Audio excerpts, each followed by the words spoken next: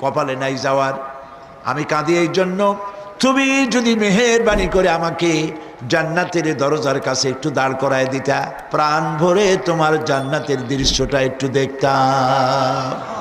আল্লাহ পাক তার আরজি পূরণ করবেন, বলবেন যাও ফেরেশতাদের বলবেন এর জান্নাতের দরজার কাছে দাঁড় করায় দাও। জান্নাতের দরজার কাছে দাঁড়িয়ে লোকটি আবার কান্না শুরু করবে। আল্লাহ পাক প্রশ্ন করবেন, এবার কান্দো কেন? লোকটি বলবে, রব্বুল আলামিন কান্দি এই কারণে, জান্নাতের এই দরজায় দাঁড়ায়া জান্নাতের অফুরন্ত নেয়ামত কিছুই ভালো করে দেখা যায় না, শুধু অল্প জায়গা দেখি। যদি তুমি আমারে দয়া করে জান্নাতের মাঝখানে দাঁড় করায় দিতা, চতুর্দিকে তাকায়া তাকায়া দেখা কলিজারে ঠান্ডা বানাইতাম। তবে আমি ওয়াদা করি জান্নাতের কোনো নাজ নেয়ামত, কোনো ফল আমি খাবো না, ধরবো না।